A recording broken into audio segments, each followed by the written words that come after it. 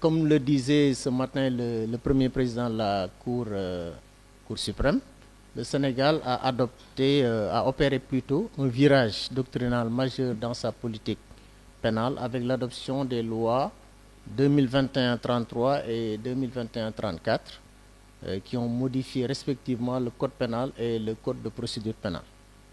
Donc c'est après avoir constaté que le régime de confiscation en vigueur n'était pas efficient que le législateur a voulu donc faire une réforme pour priver plus efficacement l'auteur d'infraction disons du fruit de leur infraction. Donc c'est ainsi que la première réforme donc modifiant le code pénal a consisté à prévoir la peine complémentaire de confiscation et instaurer le régime général de responsabilité pénale des personnes morales qui n'existait pas. Donc c'est par la modification des articles 11 et 45 du code pénal et par aussi l'instauration ou l'insertion des articles 41.1 à 41.8 du code de 41 à 41.8 et 45.1 à 45.3 donc au code pénal. Le second texte, donc le texte qui a réformé le code de procédure pénale, a lui procédé à la refondation des règles applicables en matière de saisie pénale jugée inadaptée et inefficace, et aussi à la mise en place d'un organe spécialement chargé de la gestion et du recouvrement des avoirs confisqués. On va passer donc à la confiscation, qui serait l'arme fatale. Donc la confiscation des avoirs illicites est prévue donc par les articles 41.1 à 41.8 du code de procédure pénale, du code pénal plutôt.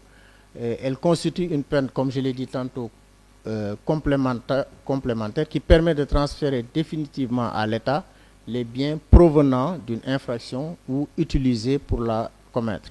Elle vise à priver les auteurs d'infractions des profits tirés de leurs activités illicites. La confiscation peut prendre plusieurs formes. Elle peut être directe lorsque les biens proviennent directement de l'infraction ou ont servi à la commettre.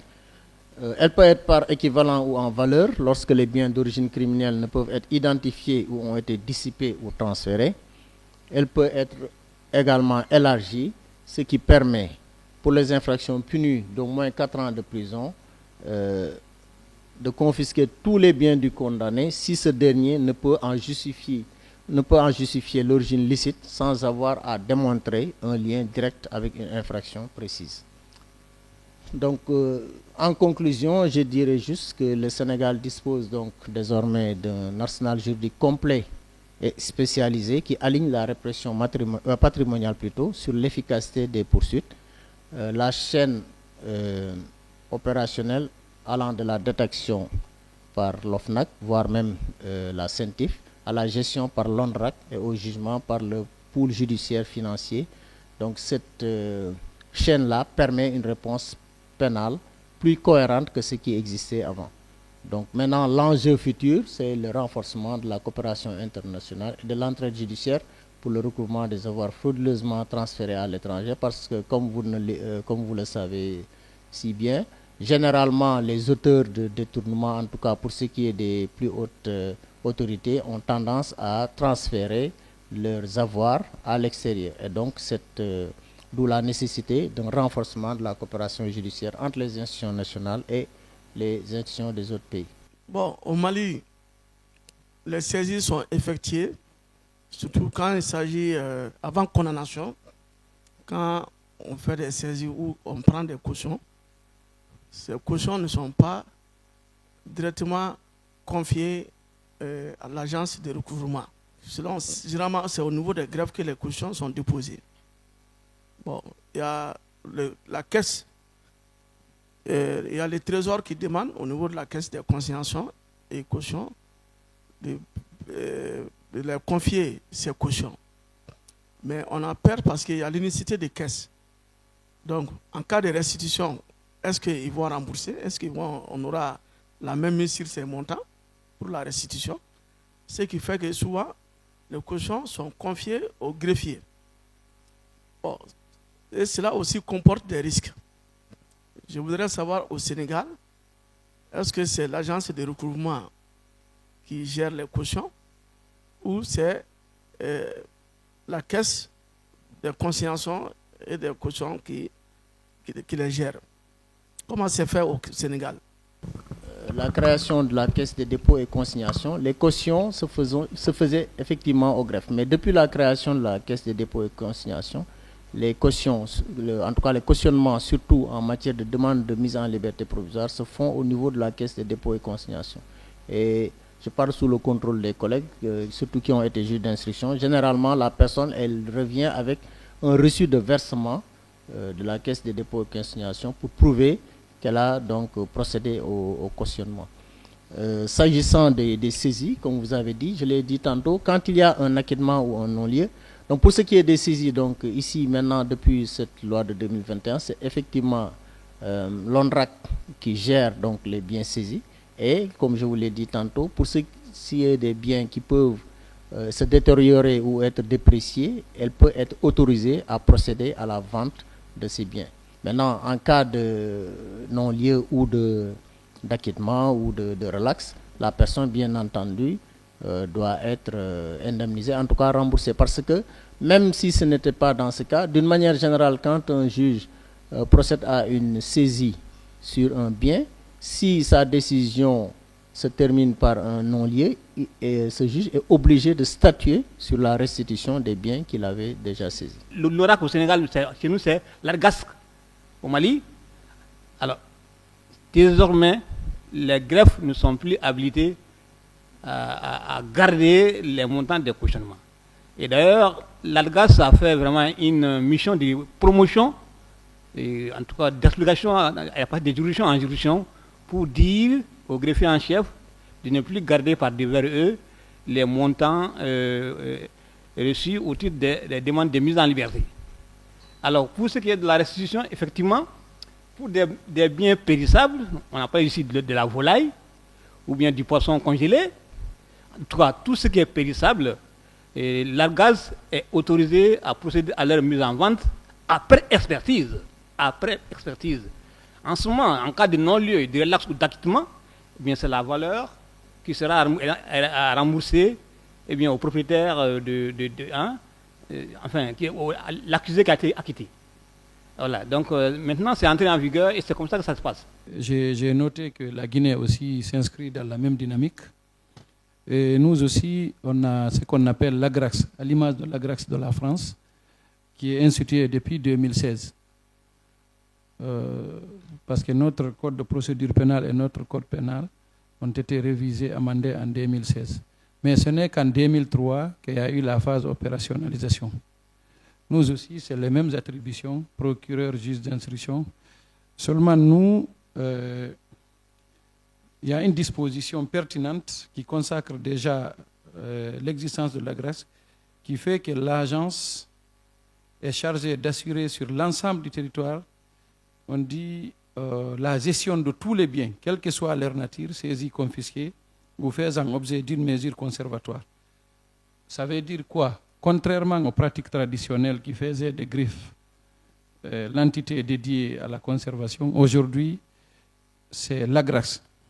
Dès que la mesure conservatoire est prononcée, les greffiers en chef ou les greffiers n'ont plus, comment on appelle ça, habilité à gérer. Mais il y a une résistance. C'est ce qui fait que dès qu'on a installé le directeur général de l'AGRAX, il a sillonné l'ensemble des juridictions pour échanger avec les magistrats et les chefs de greffe pour que ces autorités puissent vraiment se dessaisir. Par rapport aux instruments qui ont servi à la commission des crimes et délits, souvent ces instruments-là étaient saisis et placés sous scellé. Maintenant, ma question est de savoir si maintenant ces scellés-là sont transférés à l'ONRAC ou bien c'est toujours le greffier, le greffe qui continue à les détenir. Quand ce sont des saisies qui sont des biens qui sont susceptibles d'être, comment dire, de se déprécier, Donc c'est l'AGRAS qui est saisie, je dis l'AGRAS, donc l'ONRAC, et l'ONRAC peut être autorisé à vendre pour éviter que ces biens-là ne se déprécient. Maintenant, il y a des biens dont la nature même empêche qu'on les confie à, à l'ONRAC. Quand, par exemple, ce sont des armes et autres, ces genres de saisies ne sont pas confiés à l'ONRAC, mais sont confiés des fois à l'armée quand il s'agit d'armes ou de munitions et autres. Aussi, des fois, je crois, au service des domaines pour certaines catégories de biens. Par exemple, lorsqu'on utilise une voiture pour faire une fraude douanière, la voiture, au titre de la loi sur les infractions douanières, est saisie, n'est-ce pas? Donc cette voiture-là sera évidemment confiée à l'ONRAC jusqu'à la fin de la procédure. Si cette saisie est confirmée, ben, la voiture sera vendue. S'il y a risque de dépréciation avant la fin de la procédure, la voiture sera vendue et éventuellement, s'il y a non-lieu, c'est la valeur qui sera restituée. Mais sinon, la valeur restera dans le trésor public. Selon l'article 113-2 du Code pénal, la loi française est applicable aux infractions commises sur le territoire de la République. L'infraction est réputée commise sur le territoire de la République dès lors qu'un de ces faits constitutifs a eu lieu sur ce territoire. Dans une première affaire qui a donné lieu à l'arrêt du 1er mars 2000, les faits étaient les suivants. Des sociétés françaises étaient intervenues dans des opérations de transactions immobilières en facturant des prestations fictives et en obtenant leur contrepartie par l'intermédiaire de tiers qui en décaissaient la valeur en espèces.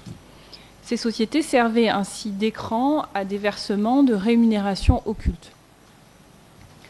La Cour d'appel avait condamné le prévenu du chef de corruption active d'un salarié britannique.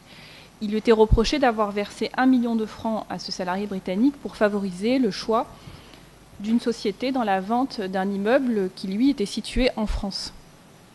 Le pourvoi soutenait que les juges auraient dû rechercher dans quelles conditions la corruption d'un salarié serait éventuellement punissable selon le droit du Royaume-Uni, dès lors que ce salarié corrompu était un ressortissant britannique. La Cour de cassation a rejeté ce moyen. Elle a jugé en effet qu'en application de l'article 113-2 du Code pénal, toutes les infractions commises sur le territoire français relèvent de la loi pénale française, quelle que soit la nationalité des auteurs ou des victimes. Pour déclarer un prévenu coupable de corruption active commise en France à l'égard d'un ressortissant d'un autre pays, les juridictions pénales n'ont pas recherché dans quelles conditions la corruption est punissable selon le droit de ce pays. Il en résulte donc le principe suivant. Dès lors que les faits de corruption ont été commis en France, la loi française s'applique et les juridictions françaises sont compétentes. Il n'y a donc pas de condition de double incrimination entre d'un côté la loi pénale française et de l'autre la loi pénale de la nationalité des auteurs ou des victimes de la corruption. Par la suite, la Cour de cassation a été amenée à se prononcer sur la compétence des juridictions françaises dans le cas particulier du délit de corruption d'un agent public étranger.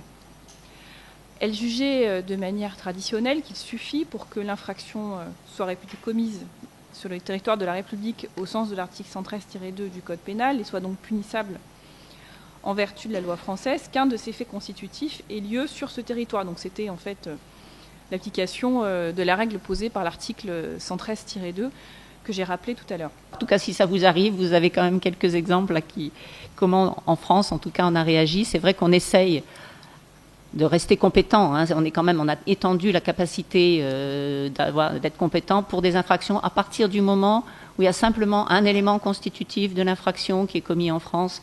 Eh bien, la France est compétente. Il suffit vraiment d'un élément. Hein. Il faut vraiment que ce soit complètement extérieur à la France, que ce soit quelqu'un qui n'est pas français, qui est fait uniquement à l'étranger, et que même s'il y a une plainte en France, là on considérera évidemment qu'on n'est pas compétent. Mais il suffit en effet qu'un seul élément ait eu lieu en France. Et avec le principe de l'indivisibilité en particulier, il suffit d'un rattachement même avec une autre infraction. C'est après, il y a l'indivisibilité entre plusieurs infractions, et si un élément d'une des infractions a lieu en France, eh ben la France reste compétente.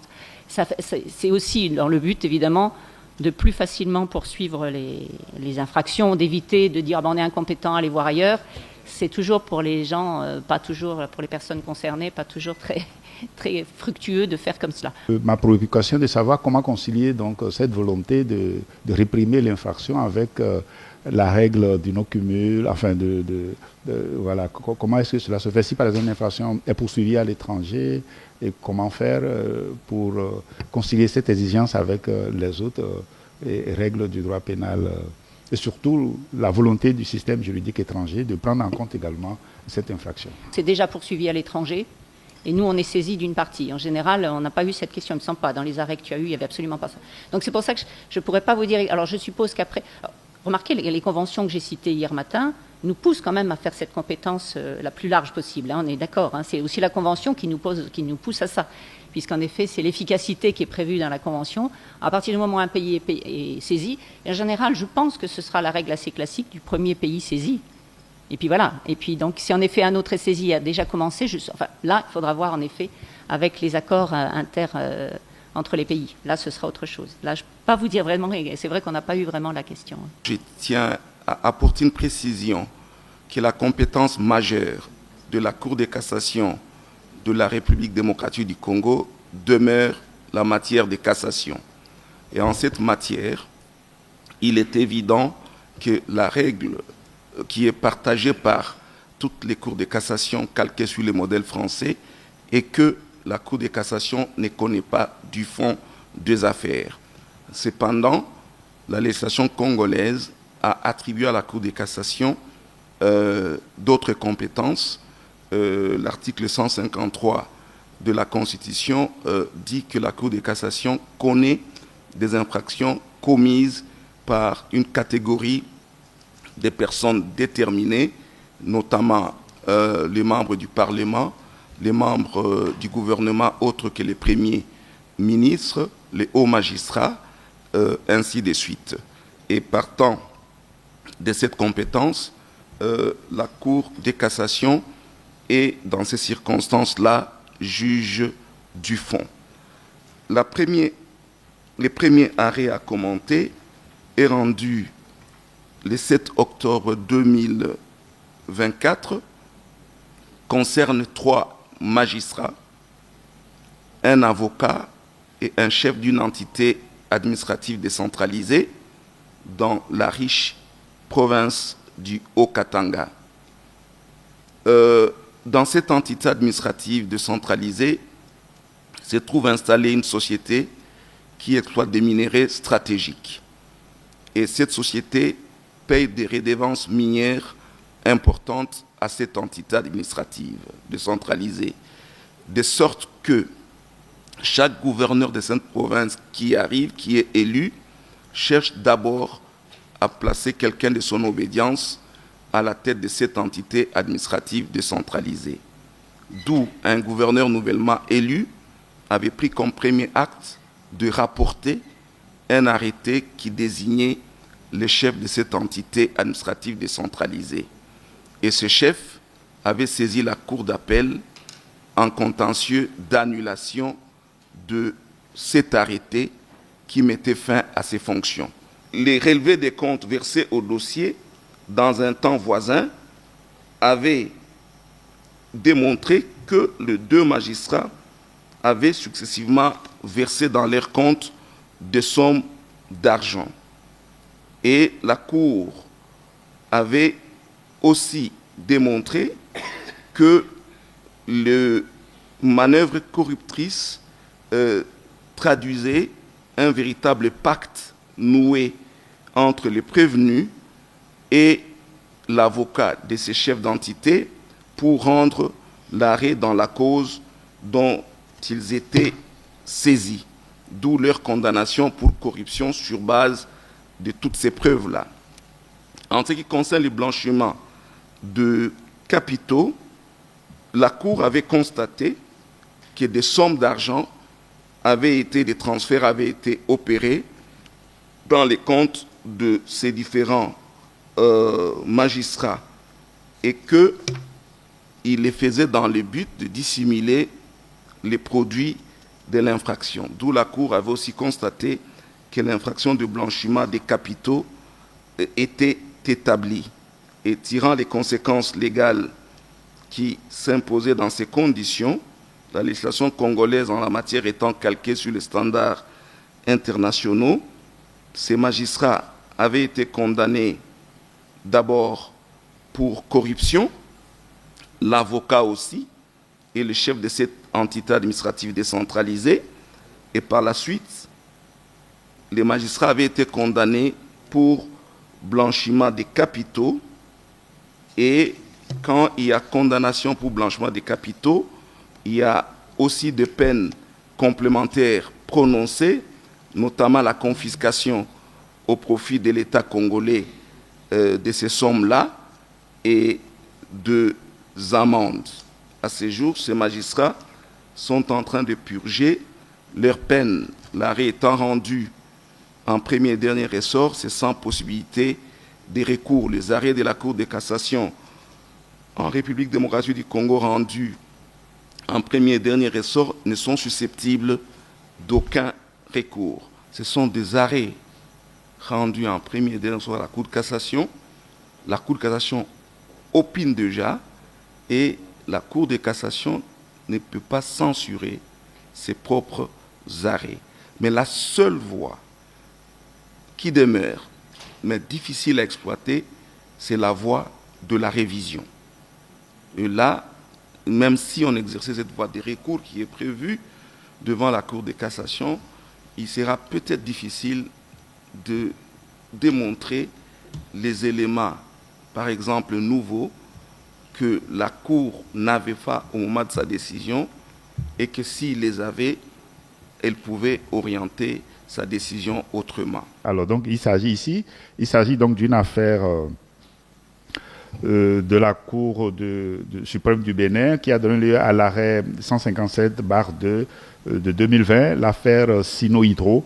Et dans cette affaire, des ressortissants chinois ont offert donc de l'argent à des agents de douane, puis à un chef de service pour récupérer des camions saisis. Les agents de douane ont refusé et donc ils ont été poursuivis pour importation sans déclaration et tentative de corruption. Donc ici, c'est l'élément d'extraordinaire, c'est la nationalité étrangère, ce sont des Chinois et donc le juge béninois a considéré la territorialité de l'infraction et n'a pas pris en compte le fait qu'ils sont des Chinois et a jugé l'affaire comme de droit interne. Donc voilà un peu l'exemple que nous avions connu au Bénin. Ce que j'ai entendu de M. le procureur général de la Cour de cassation de France lors de l'audience solennelle de début d'année judiciaire de cette année, quand il a dit avec pertinence que, en certaines matières, quand des décisions sont rendues par des juges, on croit que ces décisions sont l'expression d'un règlement des comptes, l'expression d'une vengeance. Et cela amène que, je le disais à Mathilde plutôt hier, que dans les contextes congolais, lorsque vous êtes appelé à juger des affaires en lien avec les détournements des biens publics qui impliquent certaines autorités, donc vous êtes même mis vous-même comme juge en insécurité. Oui. Chez nous, c'est nouveau. Il faut reconnaître qu'on avait très peu de cas, mais maintenant, maintenant ça arrive. Et c'est vrai, comme vous dites, en reprenant aussi les propos de Rémi Hetz, mais c'est vrai que soit quand les juges condamnent, c'est de la vengeance, comme vous dites, etc., qui est dénoncée, mais s'ils ne condamnent pas, ils sont vendus. Donc de toute façon, quelle que soit la décision qui est rendue, on est considéré soit comme des gens qui sont achetés par les prévenus, soit voilà, ça peut être très caricatural comme ça. Donc c'est très difficile, en effet, quand des personnes connues ou qui ont des postes importants sont en jeu, c'est vrai qu'on a souvent des difficultés, et c'est là où il faut être les plus forts et être le plus impartial possible et le plus indépendant. Mais quoi qu'on fasse, on est critiqué. Ça, c'est bien le problème. C'est la difficulté de notre métier. Ça, c'est sûr, aujourd'hui, ça devient... L'agression est plus facile encore qu'autrefois, et même chez nous, ça, c'est sûr. Au Mali, les arrêts de la Cour suprême sont susceptibles de 3 voies de recours. Contrairement à RDC, les 3 voies de recours sont les recours en interprétation des arrêts obscurs ou ambigus. Lorsqu'un arrêt de la Cour suprême est rendu, s'il y a des problème au niveau de l'exécution. Et les avocats des parties se disputent sur l'exécution, chacun tirant en sa faveur. S'il y a des problèmes de compréhension de l'arrêt, eh bien, une partie peut venir saisir la Cour pour qu'elle précise davantage sa décision. Ça, c'est le recours en interprétation. Rabat d'arrêt parce que c'est contraire à notre loi. La loi est très claire en ce qui concerne les décisions de la Cour de cassation. Il n'y a pas de rabat d'arrêt chez nous. En ce qui concerne les voies de recours contre les arrêts de la Cour, en Côte d'Ivoire, contre les arrêts de la Cour de cassation, nous avons deux voies de recours principales, qui sont la rétractation et la révision. Et donc, en ces matières-là, la Cour de cassation statue en assemblée plénière, c'est-à-dire c'est toutes les chambres de la Cour de cassation qui se réunissent et qui rendent une décision, quand c'est rétractation mais révision. Et dans ce cas-là, la Cour statue comme un juge du fond, c'est-à-dire que quand on a amené à réviser l'arrêt, on l'annule totalement et puis on rend une décision, on peut aller jusqu'au fond. C'est pareil aussi pour la rétractation. Rétractation, c'est-à-dire que rétracter la décision et puis rendre une décision. Donc, il y a deux voies de recours principales contre les arrêts rendus par la Cour de cassation. Au Comore, le rabat d'arrêt est prévu par la loi sur la Cour suprême, mais seulement lorsqu'un arrêt est entaché d'une erreur de procédure non imputable à la partie et ayant affecté l'affaire. Mais on n'a pas beaucoup de jurisprudence développée en la matière. En République de Guinée, il existe. Et comment ça se fait? C'est quand il y a le premier pourvoi devant la Cour suprême. La Cour suprême prend un arrêt de cassation, renvoie le dossier devant la Cour d'appel, autrement composée. Et devant cette Cour d'appel autrement composée, elle rend un deuxième arrêt. Et cet arrêt fait l'objet de pourvoi, c'est-à-dire le deuxième pourvoi, envoyé au niveau de la Cour suprême. En ce temps, le dossier, on le renvoie devant un conseiller qui fait un rapport de renvoi devant les chambres réunies. Devant les chambres réunies rendent un arrêt. La composition des chambres réunies avec les différents présidents de chambre, complétée par quelques conseillers pour faire un nombre de 9 ou de 11. Quand cette chambre réunie rend un arrêt qui retourne, il peut faire l'objet d'un rabat d'arrêt. En revanche, comme vous, on a la possibilité de rabat d'arrêt, un peu dans la même situation que vous, c'est-à-dire qu'il faut en effet qu'il y ait eu une erreur dans la procédure. Comme vous dites, un mémoire qui a été envoyé et qu'on n'a pas reçu. Et on a dit que la personne n'avait pas envoyé de mémoire et elle justifie après coup qu'il y avait bien un mémoire. Alors, comme vous, à ce moment-là, on peut faire un rabat d'arrêt. Et là, en effet, on rejuge l'affaire, cette fois-là, par rapport avec ce nouveau mémoire et on juge en effet aussi comme ça. On va parler ici du régime de la détention provisoire en matière de détournement de deniers publics. Le président du Collège des juges d'instruction du pôle judiciaire financier du tribunal de grande instance hors classe de Dakar a rejeté la demande de mise en liberté provisoire formulée au nom et pour le compte de M. Diop, poursuivi pour détournement de deniers publics. En appel, la Chambre d'accusation financière a ordonné la mainlevée du mandat de dépôt décerné contre le susnommé et l'a assigné à résidence à son domicile élu, avec surveillance électronique, assortie de diverses interdictions et obligations.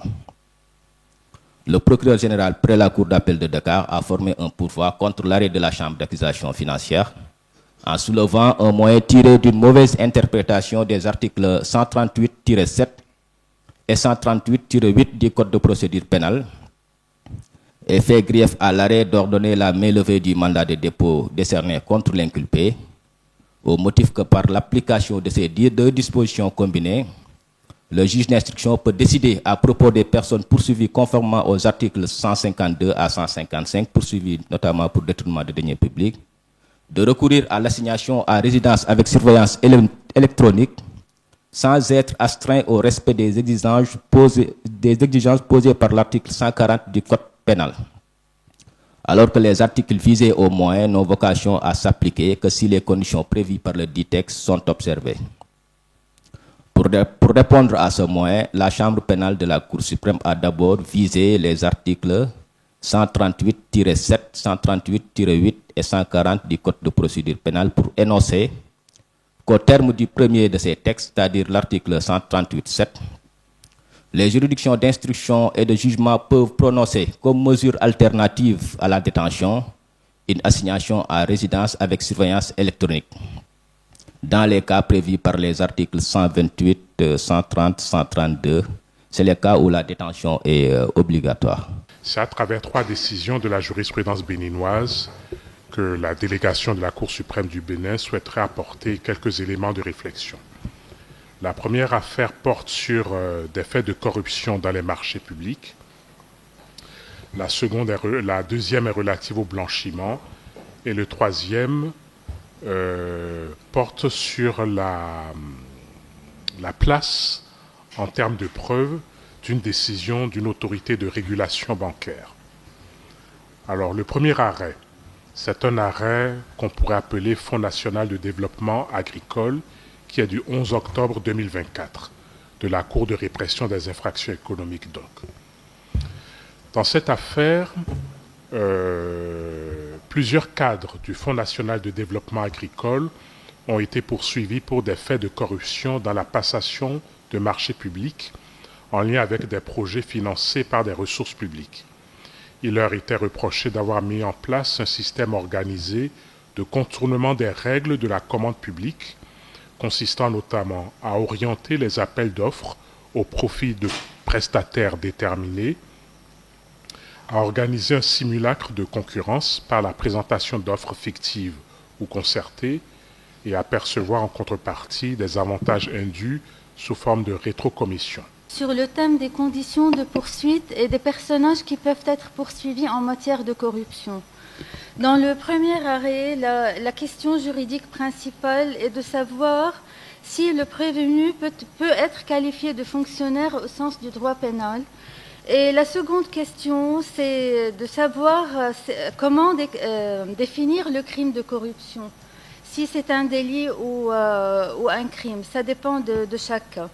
Dans notre cas, le prévenu avait formé un pourvoi en cassation contre une décision de la chambre d'accusation de Beyrouth. Les faits inculpés au défendeur étaient que le prévenu, en tant que chef de zone des quais et entrepôts au port de Beyrouth, a fait croire à un usager qu'une quittance BTS était nécessaire pour sa procédure. Il lui a affirmé aussi qu'il peut contourner cette formalité et a exigé en contrepartie le paiement d'une somme d'argent. La chambre d'accusation a infirmé la décision du juge d'instruction qui avait écarté le crime. Elle a retenu à son encontre le crime de corruption déterminé dans l'article 352 du Code pénal. Le requérant contestait devant la Cour de cassation sa qualité de fonctionnaire et il contestait aussi l'existence des éléments constitutifs de l'infraction. On a un général dans une des forces de sécurité qui a fait l'objet de poursuites pénales pour des faits de dilapidation de fonds publics.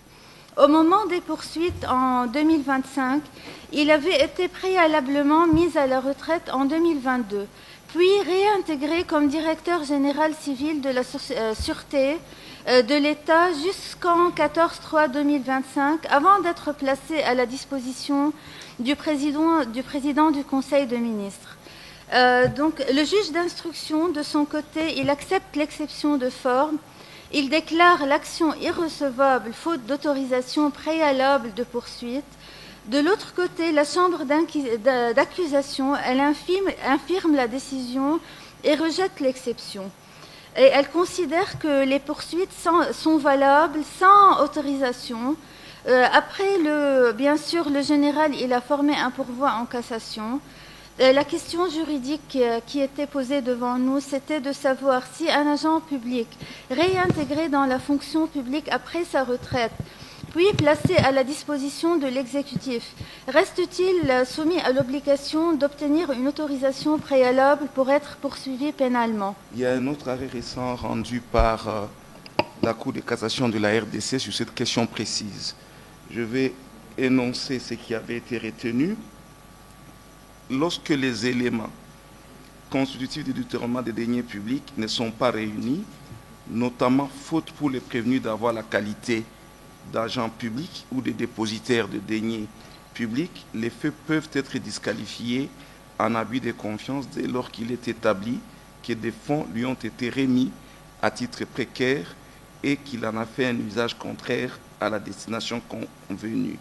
À défaut, il y a lieu de l'acquitter. Alors, dans cette affaire, étonnamment aussi, c'est un ministre en fonction du développement rural qui a été, lui, du moins condamné pour tentative de détournement des deniers publics et pour conflit d'intérêts.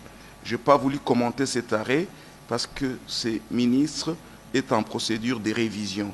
Mais les coprévenus qui avaient gagné les marchés d'installation de production d'unités d'eau, lui a été acquitté en tant que commerçant à la tête d'une société. Et la Cour a considéré ceci. La Cour de cassation juge que les faits reprochés au prévenu X, tel qu'exposé, rentrent dans les prévisions de l'article 95 du Code pénal. Elle disqualifie en conséquence d'infraction de détournement des deniers publics mise à sa charge en celle d'abus de confiance. Et la Cour explique.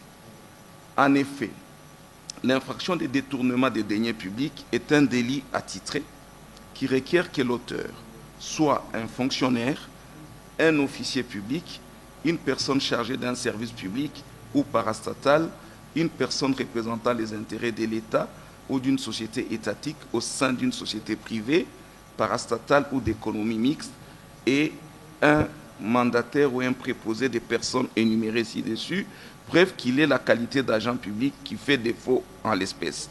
En droit marocain, la confiscation peut être une mesure préventive ou une sanction additionnelle. Elle est ordonnée à titre préventif pour les outils et objets saisis dans la fabrication, l'utilisation, le transport, la possession ou la vente sont interdits, même s'ils appartiennent à autrui et même en absence de condamnation.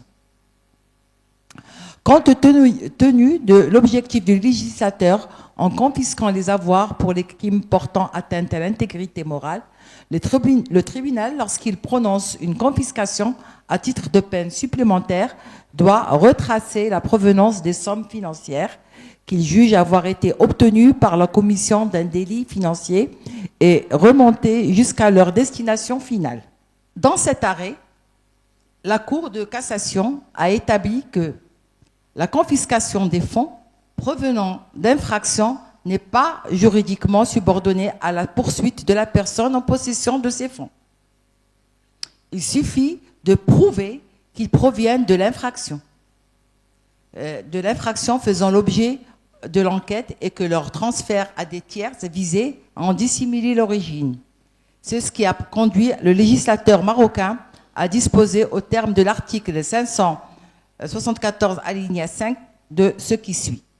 En cas de condamnation pour blanchiment d'argent, un jugement doit systématiquement prononcer la confiscation totale des objets, instruments et biens ayant servi ou devant servir à la commission du blanchiment d'argent ou de l'une des infractions visées de l'article 574 alinéa 2, ainsi que les produits qui ont été tirés ou de leur valeur équivalente sous réserve des droits du tiers de bonne foi.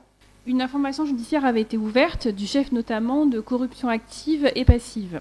Les investigations avaient révélé qu'une somme de 1 959 260 euros, excusez-moi, aurait été versée à Madame C par la société E sous couvert du paiement de prestations de conseil à la société S afin d'obtenir des marchés de la société F. La société E était en réalité une filiale de la société V, donc la société mère. Le juge d'instruction avait ordonné, sur le fondement de l'article 706-153 du Code de procédure pénale, la saisie de la somme figurant sur le compte bancaire de la société mère, la société V, pour un montant de 1 959 260 euros. Cette société mère V avait relevé appel de cette décision de saisie, décision qui avait été confirmée par la Chambre de l'instruction. Cet arrêt me semble ainsi apporter deux enseignements utiles. Le premier, c'est que dans le cas d'une corruption, il est possible de saisir une somme équivalente au montant de la somme qui a été versée par le corrupteur au corrompu, car elle constitue l'instrument de la corruption. C'est ainsi qu'on peut la qualifier en fait juridiquement, c'est-à-dire le moyen utilisé pour commettre la corruption. En second lieu, cette saisie peut être pratiquée à l'encontre de toute personne impliquée dans la corruption, dès lors qu'existent à son égard des indices de commission de l'infraction, donc pas nécessairement à l'égard de la personne qui a versé en fait la commission constituant l'instrument de l'infraction. On observe que la décision de la Chambre d'instruction a néanmoins été censurée dans l'arrêt que je vous ai transmis pour 2 motifs. Tout d'abord parce qu'elle n'a pas répondu à l'argument du mémoire qui faisait valoir que les agissements du dirigeant de la filiale, donc la société E, n'avaient pu engager la responsabilité pénale de la société mère V, puisque ce dernier ne détenait aucun mandat de représentation et n'agissait pas pour le compte de la société mère. C'est donc sur ce terrain de la caractérisation d'indices de commission d'une infraction à l'encontre de la société mère dont le bien a été saisi que la décision a été jugée insuffisamment motivée. En laissant les biens saisis entre les mains du criminel, celui-ci continue de profiter de la jouissance et des fruits. Or, l'objectif de la confiscation est de soustraire les biens illicitement acquis du circuit économique et de favoriser leur réaffectation aux propriétaires légitimes. En vue de la mise en œuvre du recouvrement et de la gestion des affaires saisies ou confisquées dans le cadre de la lutte contre la délinquance économique et financière, l'État malien a créé un service public appelé Agence de recouvrement et de gestion des avoirs saisis ou confisqués, ARGASC,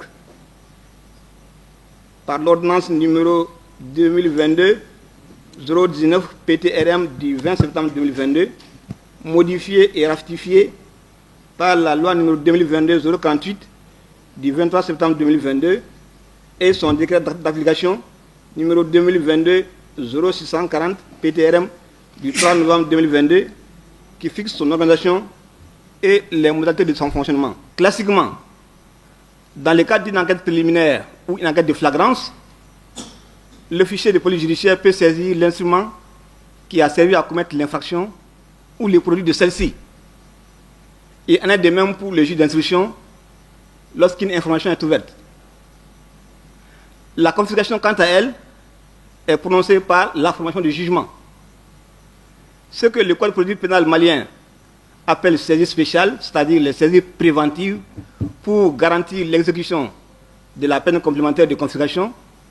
Alors, ces formalités, ces saisies préventives ont été introduites dans la législation pénale malienne avec la loi numéro 2024-027 du 3 décembre 2024 portant code pénal et la loi numéro 2024-028 du 13 décembre 2024 portant code de procédure pénale. En ce qui concerne la qualité des fonctionnaires, en réaction aussi par rapport à ce que la représentante du Liban a dit, c'est-à-dire qu'au Mali, le code pénal, en son article 241-14, considère qu'ils sont réputés fonctionnaires ou agents publics, toute personne physique, dépositaire de l'autorité publique, chargée d'une mission de service public, investie d'un mandat électif, exerçant des fonctions de représentants, administrateurs ou agents de l'État ou d'une collectivité, d'un établissement public ou d'une société d'État, d'une société à participation financière publique majoritaire, d'une personne morale de droit privé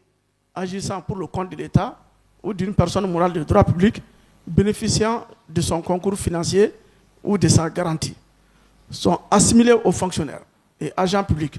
Tout citoyen qui, sous une dénomination et dans une mesure quelconque, sont investis d'un mandat même temporaire, rémunéré ou gratuit, dont des exécutions se lient à un intérêt d'ordre public et qui, à ce titre, concourent au service de l'État, des administrations publiques, des communes ou des groupements administratifs. Sont en outre assimilés aux fonctionnaires et agents publics les personnes choisies par les particuliers ou déléguées par la justice en qualité d'experts, d'arbitres ou d'interprètes. Il y a un seul arrêt qui a été rendu au niveau de la Cour suprême et qui est d'ailleurs encore en gestation. Donc à l'issue de cet arrêt, l'ordonnance de saisie, confiscation, etc. sont encore en formulation. Mais pour la question elle-même, elle est souvent réglée au niveau de la conciliation pénale. C'est-à-dire qu'au cours de la procédure, les personnes incriminées ou prévenues préfèrent recourir à cette solution que d'épuiser la voie contentieuse, c'est-à-dire le procès. Et la loi le prévoit, et c'est une procédure qui est très hésitée dans notre pays. Le Parlement a adopté en juin 2023 une loi relative à la prévention et à la lutte contre la corruption. Et cette loi a institué au sein de la Cour suprême une chambre à compétence nationale chargée de la prévention et de la lutte contre la corruption, dénommée Chambre anticorruption. Seulement, les affaires jugées par les juges du fond en matière de corruption et de détournement des deniers publics n'ont pas fait l'objet de pourvoi en cassation. Par exemple, accusés de détournement des deniers publics dans le cadre du programme dit de citoyenneté économique, c'est-à-dire la vente des passeports comoriens à des apatrides, ce qu'on appelle des bidounes du Golfe Persique. Un ancien président de la République a été condamné le 28 novembre 2022 dans l'affaire dite de citoyenneté économique à la réclusion à perpétuité pour haute trahison assortie de la déchéance de ses droits civils et politiques, ainsi que la confiscation de ses biens et avoirs au profit du trésor public. Nous aussi, on a beaucoup de procédures qui ont fait l'objet de pourvoi et qui sont suspendues par devant les chambres pénales de la Cour d'appel, dont Mme Fatou Bangoura est l'une des présidentes du moins. Mais pourquoi nous n'avons pas envoyé, c'est parce que ces dossiers n'ont pas connu, franchement, une issue judiciaire définitive d'abord. Sinon, nous avons beaucoup de dossiers qui feront, certes, jurisprudence, parce que nous avons des anciens ministres, des anciens présidents de l'Assemblée, de l'ancien régime, qui ont été vraiment condamnés par la Cour de répression des infractions économiques et financières. Mais à date, nous n'avons pas un arrêt franchement devenu définitif. Il y a des arrêts mis en délibéré, je parle sous son contrôle. C'est ce qui fait qu'on n'a pas envoyé franchement des arrêts. Je comprends. Je vous remercie. Comme l'année dernière, cette année, la Cour suprême du Sénégal a accueilli pendant 2 jours ce séminaire régional de l'ARJICAF portant sur les thèmes suivants: les atteintes à la probité, les saisies et confiscations. Pour annoncer le mot de la fin de cette session qui a réuni d'éminents magistrats des hautes juridictions de cassation des pays ayant en partage l'usage du français, est pour moi un grand honneur. Un grand honneur en ce que cela me permet encore une fois de remercier très sincèrement le président de l'ARJICAF, M. Mohamed Abdel Nabawi, premier président de la Cour de cassation du Royaume du Maroc, pour le choix de notre pays pour abriter l'organisation de cette session de formation régionale de ses correspondants. C'est également le lieu de rendre un vibrant hommage à tous les panélistes, Mesdames Mathilde Blog, Seydou Ndiaye Diakhaté, Bouchra et Yousfi, et Messieurs Eric Denewi, Lionel Assensi, Abdul Aziz Sek, Thomas Ostudi et Momodou Moustapha Nia pour la qualité hautement scientifique de leur communication. Mes remerciements vont aussi à l'endroit des animateurs des débats, Madame la secrétaire générale justement et Monsieur Moustapha Ba, ainsi qu'à tous les collègues en raison du niveau élevé des débats qu'ont suscité à leur endroit les différentes thématiques abordées durant cette session. Ces thèmes qui sont relatifs d'une part à la présentation des conventions internationales, sources de la lutte contre la corruption, à la définition et détermination des délits de corruption, de trafic d'influence, de prise illégale d'intérêts, enrichissement illicite et de détournement de fonds publics, à la détermination des personnes visées par ces délits, à l'application de prescriptions, à la réparation de ces délits et, d'autre part, aux modalités et modes de saisie et confiscation, nous ont permis d'échanger sur l'état des législations des pays membres de l'ARJICAF sur ces questions et d'analyser à travers les exposés des arrêts des différentes hautes juridictions représentées, la mise en œuvre pratique de ces différentes législations. La thématique de ce séminaire est un sujet qui tient particulièrement à cœur nos États. En effet, la corruption et les atteintes à la probité fragilisent les fondements de notre pacte démocratique. Elle instille la suspicion, la défiance des citoyens vis-à-vis des institutions et de leur capacité à garantir une contribution équitable de chacun aux finances publiques. Alors, sur ce dernier de soir, avec les regrets quand même de voir que nos travaux sont terminés, et donc que votre présence peut-être dans notre pays quand même va se compter maintenant en heures et peut-être un peu moins en jours. Donc sur cette note d'espoir, je déclare clos le séminaire régional de l'ARJICAF sur les atteintes à la probité, les saisies et confiscations. Je vous souhaite un bon retour dans vos pays respectifs et vous remercie de votre aimable attention. Nous avons un petit cadeau de la JUCAF qui va vous être distribué maintenant à chacun d'entre vous.